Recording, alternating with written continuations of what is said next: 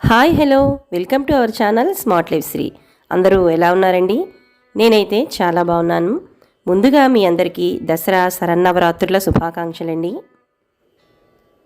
హిందువుల ప్రధాన పండుగలలో విజయదశమి ఒకటి. దేశవ్యాప్తంగా ఈ పండుగను ఎంతో ఘనంగా జరుపుకుంటూ ఉంటాం. విజయదశమి దసరాగా పిలువబడే ఈ పర్వదినం ముందు 9 రాత్రులు దేవిని అత్యంత భక్తి శ్రద్ధలతో పూజిస్తారు. శరన్నవరాత్రుల్లో అమ్మవారిని ఒక్కో రోజు ఒక్కో రూపంలో అలంకరించి పూజిస్తూ ఉంటాం. తొలి 3 రోజులు పార్వతీదేవిగా, తర్వాతి 3 రోజులు లక్ష్మీదేవిగా,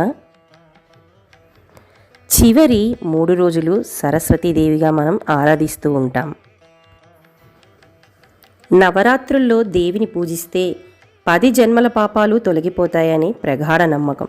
శరన్నవరాత్రుల్లో నవదుర్గల అలంకారాలలో పరాశక్తి మనకి దర్శనమిస్తూ ఉంటుంది.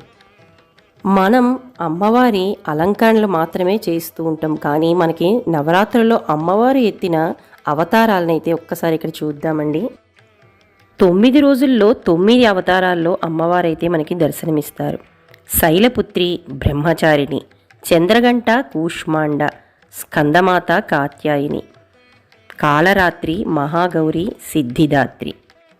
ఇవి అమ్మవారి ఎత్తిన 9 అవతారాలు. కానీ మనం చేసే 9 అలంకరణలు ఒక్కసారి చూద్దాం.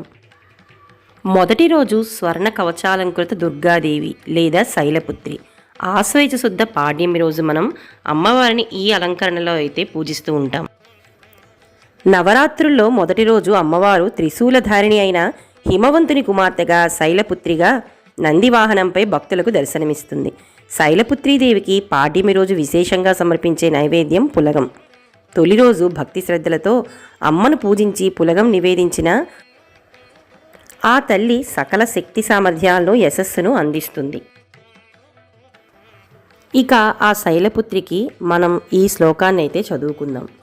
వందే వాంఛిత లాభాయ చంద్రార్ధ కృతశేఖరాం వృషారూఢం శూలధారం శైలపుత్రీం యశస్వినీం. ఇక రెండవ రోజు అలంకారం బాలా త్రిపుర సుందరి. ఆశ్వయుజ శుద్ధ విదియనాడు బాలా త్రిపుర సుందరీదేవి అలంకారంలో భక్తులకు దర్శనమిస్తుంది. త్రిపుర సుందరీదేవి శ్రీచక్రంలోని త్రిపురాత్రయంలో మొదటి దేవత, షోడశ విద్యకు అధిష్టాన దేవత. అందుకే ఉపాసకులు త్రిపుర సుందరీదేవి అనుగ్రహం కోసం బాలార్చన చేస్తారు.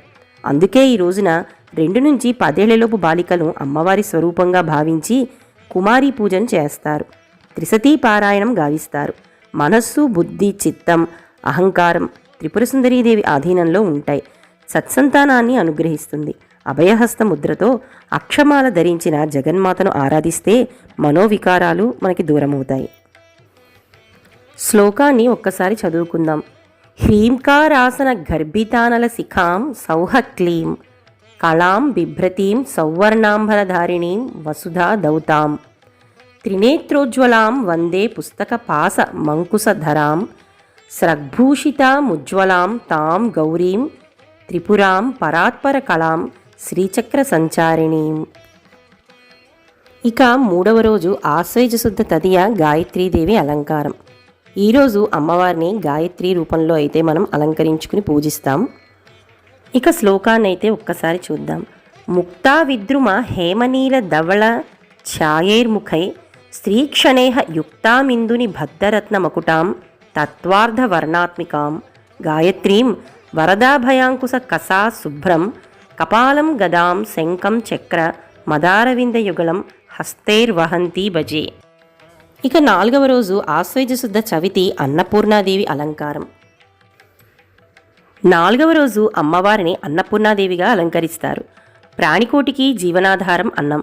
అందుకే అన్నం పరబ్రహ్మ స్వరూపం అంటారు. సాక్షాత్తు పరమేశ్వరుడికే భిక్ష పెట్టిన దేవత అన్నపూర్ణాదేవి.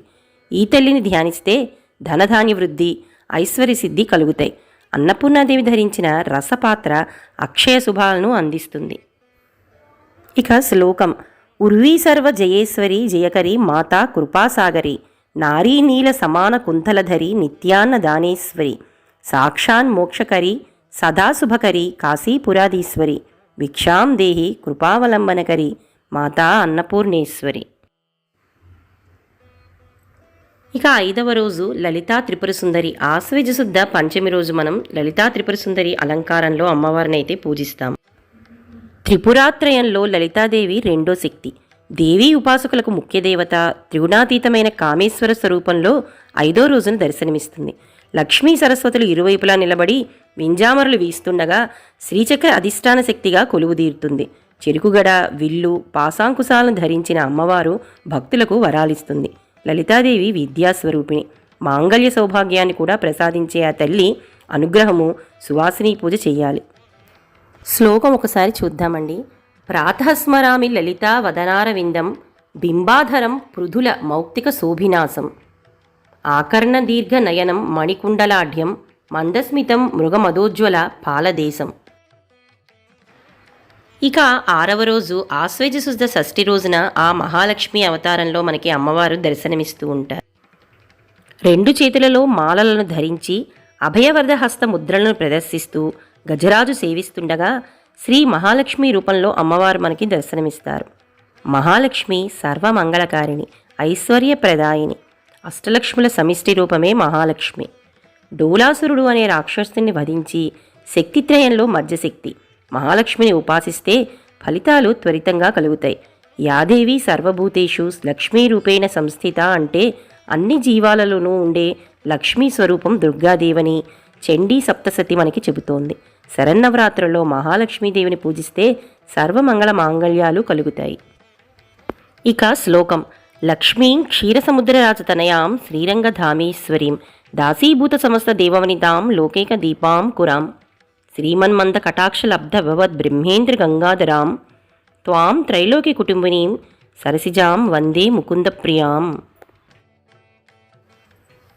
ఇక శరన్నవరాత్రుల్లో 7వ రోజైన ఆశ్వయుజ శుద్ధ సప్తమి అనగా మూలా నక్షత్రం ఉండగా మనం సరస్వతీ అలంకారంలో అమ్మవారిని పూజిస్తూ ఉంటాం. శరన్నవరాత్రుల్లో మూలా నక్షత్రానికి చాలా విశిష్టత ఉంది. జగన్మాత చదువుల తల్లి సరస్వతీ రూపంలో దర్శనమిచ్చే ఈరోజు బ్రహ్మచైతన్య స్వరూపిణిగా సరస్వతీదేవిని పురాణాలు అభివర్ణించాయి. శ్వేతపద్మాని ఆసనంగా అధిష్ఠించి వీణ, దండ, కమండలం, అక్షమాల ధరించి అభయముద్రతో భక్తుల అజ్ఞాన తిమిరాలను దూరం చేస్తుంది. త్రిశక్తి రూపాల్లో సరస్వతి 3వ శక్తి రూపం. సంగీత సాహిత్యాలకు అధిష్టాన దేవత. ఈ తల్లిని ఆరాధించటం వల్ల బుద్ధి వికాసం, విద్యాలాభము మనకి కలుగుతాయి. శ్లోకం. యా కుందేందు తుషారహారధవళ యా శుభ్ర వస్త్రాన్విత యా వీణా వరదండ మండితకర యా శ్వేత పద్మాసన యా బ్రహ్మాచ్యుత శంకర ప్రభృతిభిర్దేవై సదా పూజిత సామాంపాతు సరస్వతి భగవతి నిశేష జాడ్యాపహ. ఇక 8వ రోజు దుర్గాదేవి అలంకారం దుర్గాష్టమి. ఆశ్వయుజ శుద్ధ అష్టమిని మనం దుర్గాష్టమిగా ఆ అమ్మవారిని అర్చిస్తూ ఉంటాం. దుర్గతులను నివారించే పరాశక్తి దుర్గాదేవిగా దర్శనమిస్తుంది. ఈ అవతారంలో దుర్గముడనే రాక్షసుడిని అమ్మవారు సంహరించినట్లుగా మన పురాణాలు చెబుతున్నాయి. పంచప్రకృతి మహాస్వరూపాల్లో మొదటిది దుర్గారూపం. భవబంధాల్లో చిక్కుకున్న మానవుడిని అనుగ్రహించి మోక్షాన్ని ప్రసాదించే ఆ మాత కోటి సూర్యప్రభలతో వెలుగొందే అమ్మను అర్చిస్తే శత్రుపీడనం తొలగిపోతుంది, సర్వత్రా విజయం ప్రాప్తిస్తుంది. ఎర్రని వస్త్రం సమర్పించి ఎర్రటి అక్షింతలను, ఎర్రటి పుష్పాలతో ఈరోజు మనం అమ్మవారిని పూజించాలి. ఇక ఈరోజు మనం అమ్మవారిని ఈ శ్లోకంతో ప్రార్థించాలి. సర్వమంగళ మాంగళ్యే శివే సర్వార్థ సాధికే శరణ్యే త్రయంబకే గౌరీ నారాయణీ నమోస్తుతే. ఇక 9వ రోజు ఆశ్వయుజ శుద్ధ నవమి మహార్నవమి. మనం అమ్మవారిని మహిషాసుర మర్దినిగా అయితే పూజిస్తూ ఉంటాం. నవ అవతారాల్లో మహిషాసుర మర్దిని మహోగ్ర రూపంగా భావిస్తారు. మహిషాసుని సంహరించిన ఆశ్వయుజ శుద్ధ నవమినే మహానవమిగా మనం జరుపుకుంటూ ఉంటాం. సింహవాహనాన్ని అధిష్ఠించి ఆయుధాలను ధరించిన చండీ సకల దేవతల అంశాలతో మహాశక్తి స్వరూపంగా దర్శనమిస్తుంది.